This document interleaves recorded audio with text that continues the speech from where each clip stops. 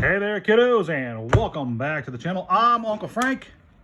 Hoping that you guys are having a great day. And in today's video, we are ripping open some Chaos Origins. That's right. New Yu-Gi-Oh setters here, and I am absolutely excited to see if we can't pull some Overrush rares for the channel.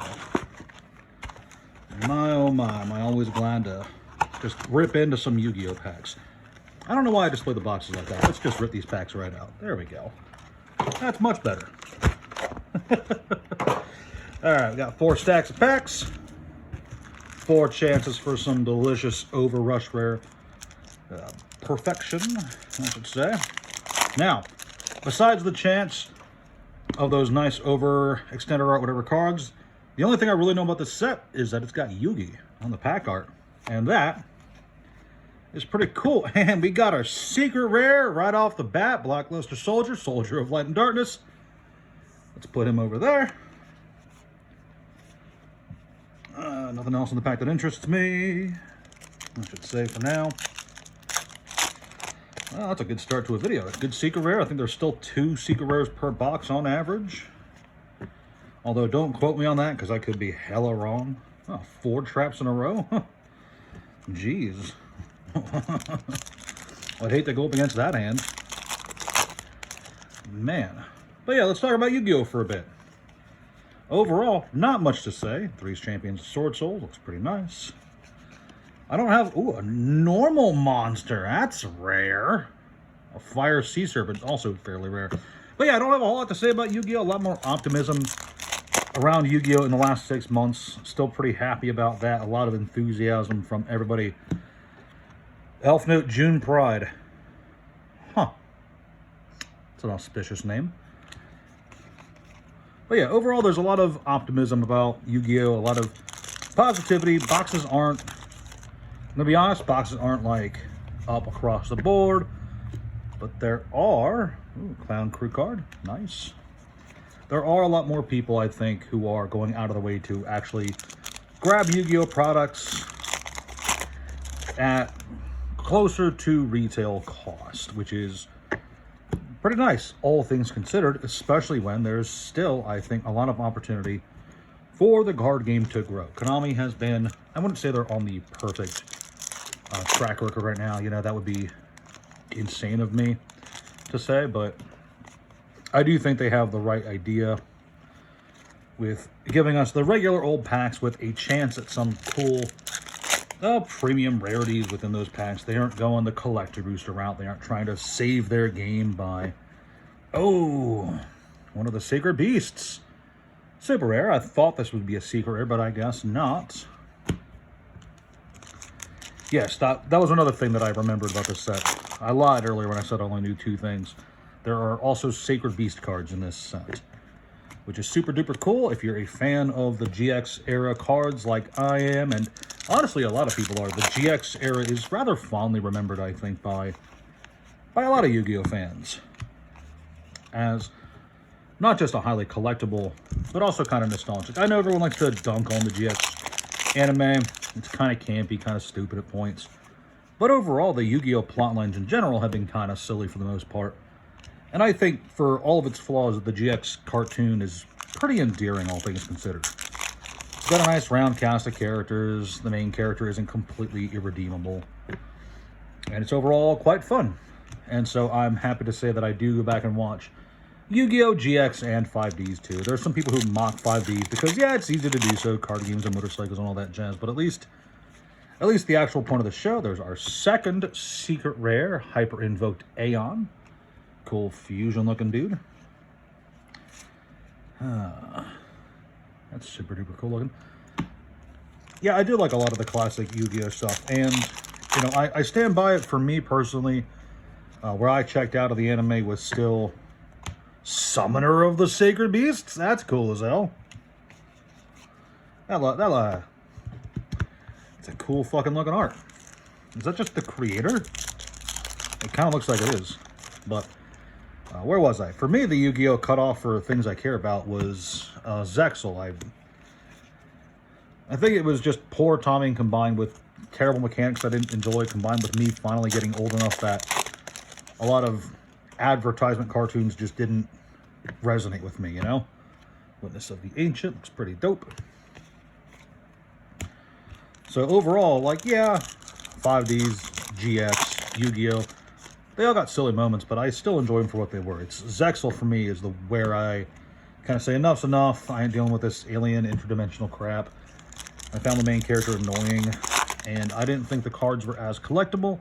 And I kind of feel vindicated on that point years later because, like, the numbers cards were supposed to be the main collectible aspect of the Zexal era, and, like, you couldn't even get most of them until well after the anime ended. And I feel quite proud on going, no thanks, I will ignore those. Although I will say, if you are into the Zexal anime, if you are a numbers fan, good on you. There is some really cool art on some of those cards, all things considered. And I'd be lying if I said there weren't some genuinely cool collectibles. There are nice alternate arts for some of them. The, I forget what it's called. Ooh, that's a really cool looking card. What's that? Invoked Sorath? That's dope. But yeah, they got cool alt arts. They have the astral language cards for 2 of them. And some of them are genuinely, like, really rare cards that you'd feel lucky to pull out of any average box. The Phantom Knights of Decayed Cloak. New Phantom Knight card? Huh, weird. So overall, like, nothing against the numbers itself. It's just that I was not interested in collecting something that, at the time, didn't feel like I could even complete the collection, you know? I don't know. I always feel like I'm bad at explaining that. Phantom Knights of Malevolent Scythe. And final pack for box 1. Are we going to get an extended art card in box 1? No siree. Alright, which leaves us with box number 2 to place our hopes and dreams into. Overall, box 1 doesn't look terrible. But we got 2 secrets. That's always nice. Alright. So, let's continue the adventure into box 2 and see if we can't get an extended art card. As I continue to Pot of Sloth. Alright, what do you do? Draw cards equal to the number of cards your opponent controls. Then if you drew 2 or more cards, place cards from your hand on the bottom of the deck in any order equal to the number you drew minus 1. For the rest of your turn, after this card resolves, you cannot play. Activate Pot of Sloth. I'm sure that's good. That's hand selection. It's not hand advantage necessarily, but it is card selection. If your opponent controls 10 cards, you get to look at the top 10 cards of your deck effectively and choose which one you want to keep. Ooh, 2 secret rares back to back. Pharaoh the Primordial Goddess. Nice, nice. All right. Is pack number 3 going to have a secret rare? Let's find out. I'm kind of curious. All right, boys. Moment of truth. Nope. Regular old super. That would have been nice, though. All right, well, we got both of our secret rares right away. Right out of the way. Let's see what else is lying in wait for us in this box. Hopefully something nice. Oh, there is the 3rd Sacred Beast. That's Uriah out of the way. That's all of them. I'm kind of disappointed that they are super rare as opposed to secret rare, but it is what it is. At least we're getting more Sacred Beast support. I haven't even read their effects because I don't read modern Yu-Gi-Oh! Card effects. Mortalix Herovir, that's a name, of course. I don't read modern Yu-Gi-Oh! Cards because they all look like this. And I don't feel like whipping out a magnifying glass to read the card effects that my opponent might be playing. Pro tip, if you guys are at a Yu-Gi-Oh! Tournament and for whatever reason I sit down across the table from you, you can just flat out lie to me. If you told me that this Celtic Mystic had some kind of crazy bullshit effect, I would just believe you because I ain't reading that to double check. I like Edison, I like Goat, but I'm at the stage of my life where I'm not going to read a small book just to understand what your card does. And oh, that's the nice art on that one too. Oh well. You know, yeah, I just don't vibe with modern Yu-Gi-Oh! Card design. There's just too much going on. They need, like, I don't know, keywords? Yeah, keywords would be nice. I know Rush Duel has some keyword usage to make the cards easier to read and simpler and all that jazz, but this really needs to be implemented in regular Yu-Gi-Oh! Another Summoner of the Divine Sacred Beasts. Cool beans. Let's see what we get here. Alright,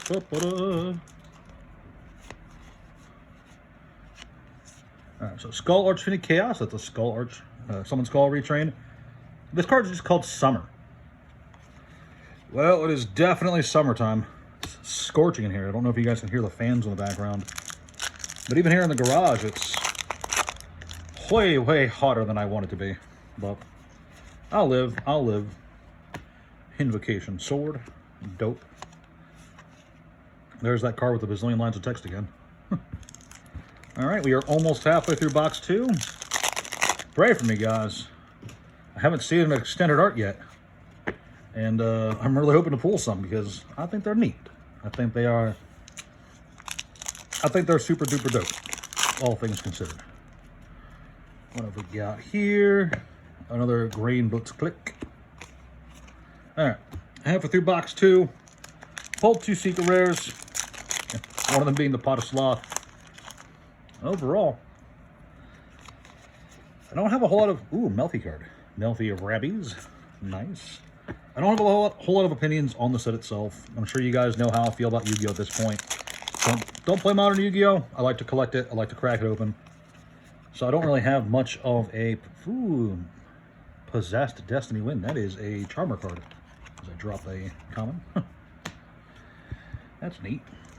But yeah, you know, I don't have a whole lot of opinions on Yu-Gi-Oh! I'm sure there's people out there who have very strong opinions on the set overall. That ain't me. Hide Out in the Sky Column. Some weird boxy looking art. Weird.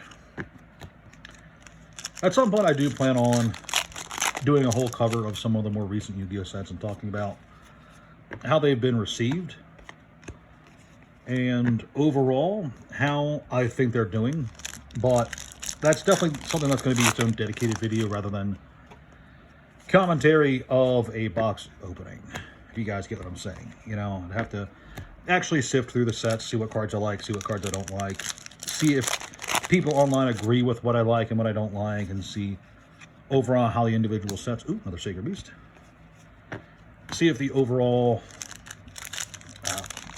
opinions online are as optimistic and positive as they seem to be, because they do seem to be really positive right now. Yu-Gi-Oh! Doesn't seem to be doing perfect, but it's definitely doing better than it was a year ago. And that's always just nice to me. You know, it is a game I have. Ooh! The Chaotic Phantasmal Sacred Beasts. There we go, baby! Almost at the end of the video. We did pull an extended art, and it is probably the best one I could have pulled, because that is indeed all 3 Sacred Beasts, and it looks fucking nice, baby. That's hot. All right, let's crack these last 3 packs open.